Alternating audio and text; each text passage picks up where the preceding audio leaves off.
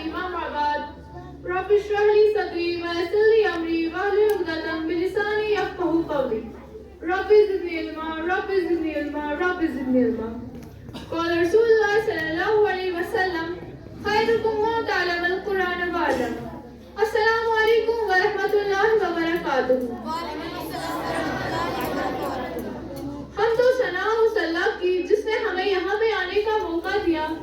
آج ہمارا ایک پوڈ کاسٹ ہے اور اس پوڈ کاسٹ کے ہمارے مہمان ہیں آترا بطول، زینب ایوب، پاکیزہ پرویز، رتبہ جاوید. آج ہم ان سے کچھ سوالوں کے جواب جاننا چاہیں گے.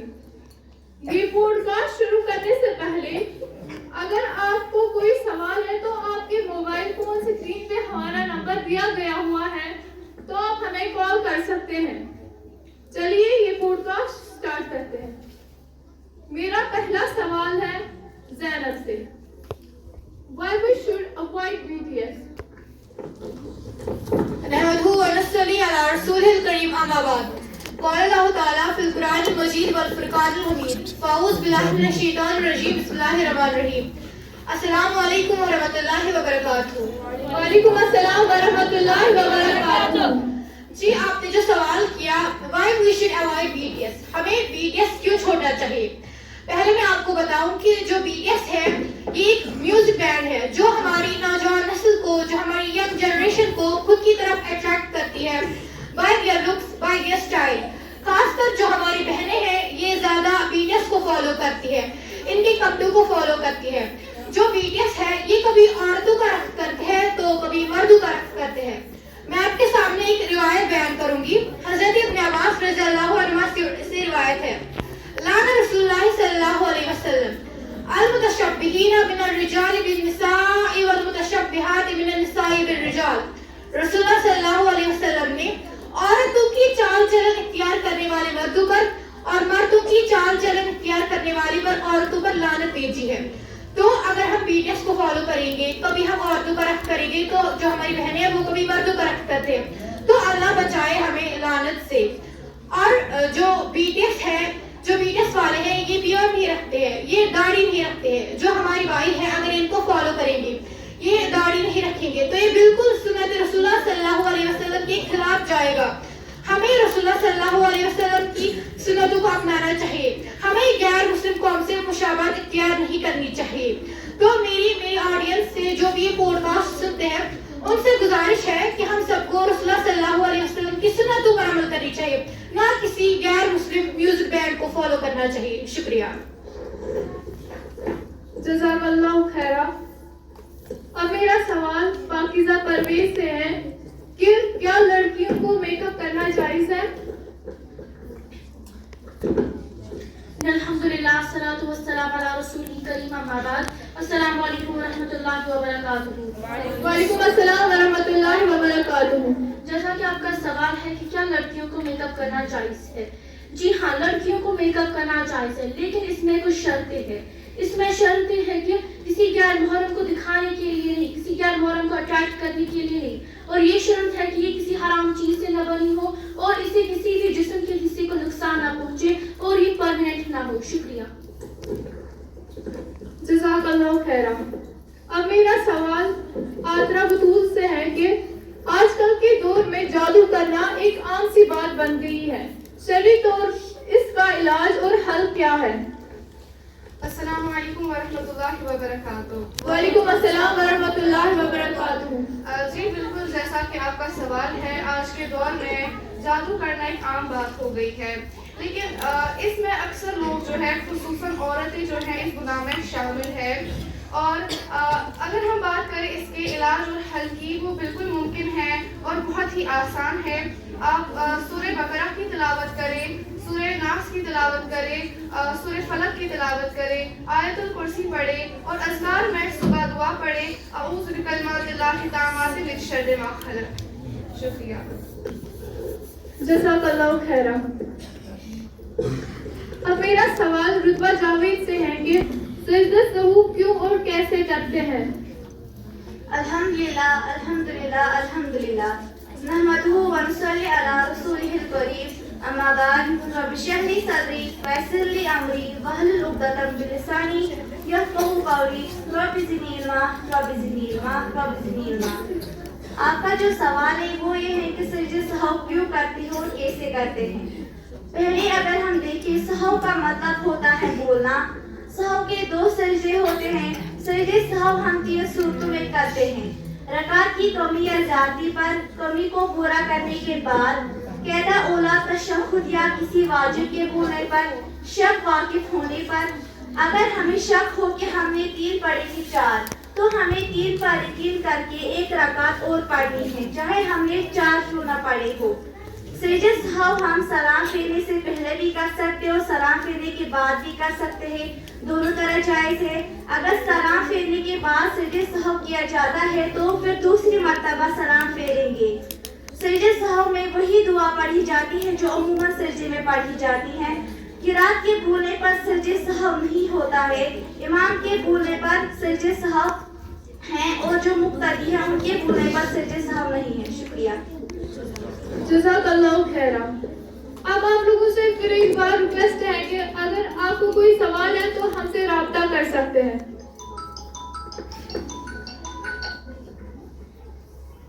السلام علیکم ورحمۃ اللہ وبرکاتہ.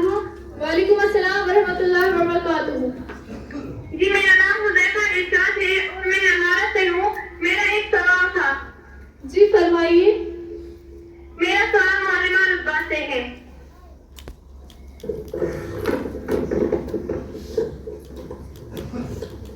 السلام علیکم ورحمۃ اللہ وبرکاتہ.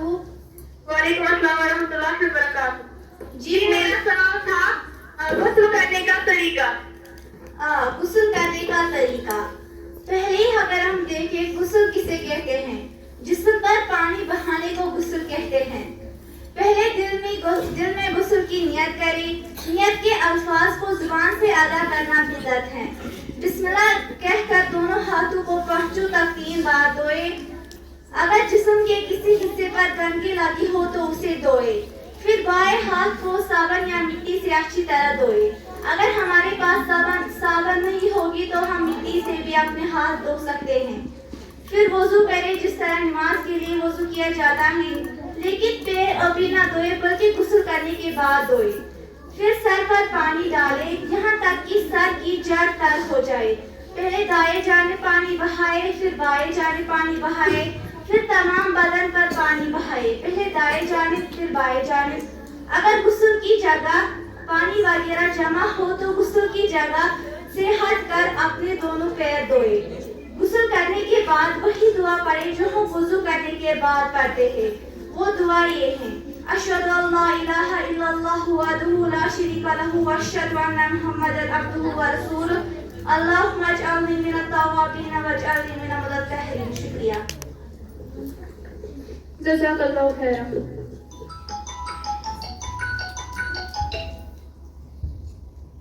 السلام علیکم ورحمۃ اللہ وبرکاتہ. وعلیکم السلام ورحمۃ اللہ وبرکاتہ. میرا نام رضوان خان ہے. میں للہارا سے ہوں. میرا ایک سوال ہے. جی فرمائیے.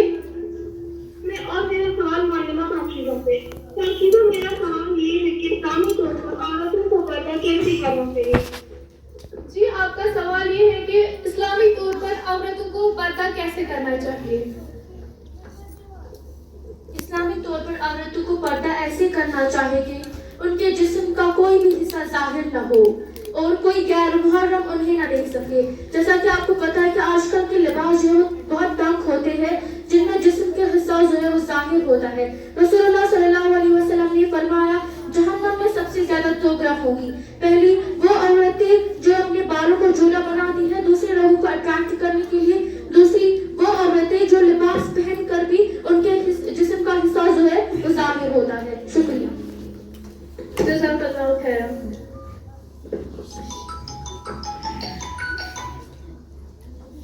ہیلو السلام علیکم ورحمۃ اللہ وبرکاتہ. وعلیکم السلام ورحمۃ اللہ وبرکاتہ. My name is Marina. I live in Srinagar. میرا ایک سوال تھا. جی فرمائیے.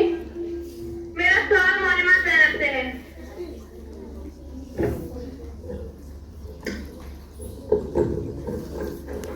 السلام علیکم ورحمۃ اللہ وبرکاتہ. وعلیکم السلام ورحمۃ اللہ جی اپنا سوال پیش کیجیے. میرا سوال یہ ہے کہ کون سے new year allowed to celebrate in Islam? جی آپ نے بالکل صحیح سوال کیا. جیسے کہ میں نے ابھی بھی ہماری آج کل کی جنریشن کے بارے میں بات کی. ہماری جو آج کل کی مسلم قوم ہے یہ کس کو فالو کرتی ہے؟ یہ ویسٹرن کلچر کو فالو کرتی ہے. اور آپ نے سوال کیا کہ کیا برتھ ڈے یعنی جنم دن، نیو ایئر، نیا سال، کیا یہ اسلام میں منانے جائز ہے؟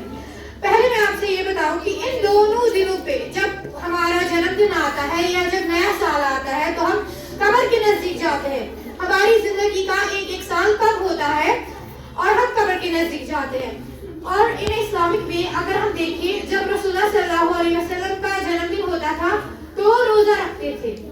لیکن ہم کیا کرتے ہیں؟ ہمارے یہاں ہم اسی دن بے حیائی مچاتے ہیں.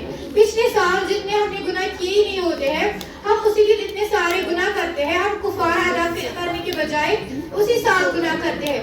اور جیسا کہ ہم نے دیکھا کہ ریسنٹلی ہم نے دیکھا لال چوک اور پہلگام میں بھی نیو ایئر منایا گیا ہے. تو جو ہماری نسلیں ہے یہ کس کو فالو کرتی ہے؟ یہ ویسٹرن کلچر کو فالو کرتی ہے. میں آپ کے سامنے ایک روایت بیان کروں گی. حضرت ابن عمر رضی اللہ عنہما سے روایت ہے کہ رسول اللہ صلی اللہ علیہ وسلم نے فرمایا ما تشبہ بقوم فهو منهم. جو شخص کسی غیر مسلم قوم کی مشابہت اختیار کرتا ہے، مطلب اگر کوئی مسلمان کسی دوسرے غیر مسلم قوم کی مشابہت اختیار کرتا ہے تو وہ بھی انہی میں سے ہے. اللہ بچائے اگر ہم ویسٹرن کلچر کو فالو کریں گے یا کسی غیر مسلم قوم کو اپنائیں گے تو ہمیں بھی قیامت کے دن انہی کے ساتھ اٹھایا جائے گا.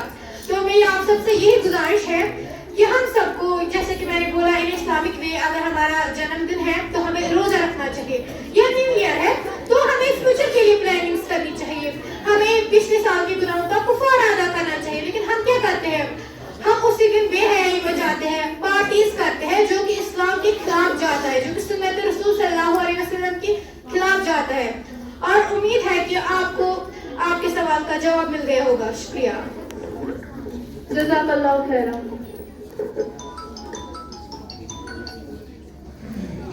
السلام علیکم ورحمۃ اللہ وبرکاتہ. وعلیکم السلام ورحمۃ اللہ وبرکاتہ. میرا نام قرۃ العین ہے اور میں کاکا پورا سے ہوں اور میرا ایک سوال تھا. جی فرمائیے. میرا سوال معلمہ آسرا سے ہے کہ آسرا کا کسب کھانے کے متعلق شرعی احکام کیا ہے؟ آج کل ہم دیکھ رہے ہیں بات پر کسبیں کھائی جا رہی ہے اور وہ بھی غیر اللہ کی. اس بارے میں اسلام کا نقطہ نظر کیا ہے؟ السلام علیکم ورحمۃ اللہ وبرکاتہ. وعلیکم السلام ورحمۃ اللہ وبرکاتہ. جی آپ کا سوال بالکل درست ہے. آج کل ہم دیکھ رہے ہیں کہ بات پر قسمیں کھائی جا رہی ہیں. لیکن اگر ہم بات کریں بے ضرورت بات پر اللہ تعالیٰ کی قسم کھانا شرعی طور اس پر سخت منع کیا گیا ہے. اور خاص کر کے غیر اللہ کی قسم کھانا یہ بھی شرعی طور سخت منع کیا گیا ہے. نبی صلی اللہ علیہ وسلم کا فرمان ہے من حلف بغیر اللہ فقد اشرک. جس نے غیر اللہ کی قسم کھائی اس نے شرک کیا. لہذا ہمیں چاہیے کہ ہم بے ضرورت بات پر اللہ تعالیٰ کی قسم نہ کھائیں اور غیر اللہ کی قسم نہ کھائیں. شکریہ. جزاک اللہ خیرا. آج کا پوڈ کاسٹ یہی پر اختتام ہوتا ہے. دیجیے اجازت. اللہ حافظ. وآخر دعوانا ان الحمد للہ رب العالمین.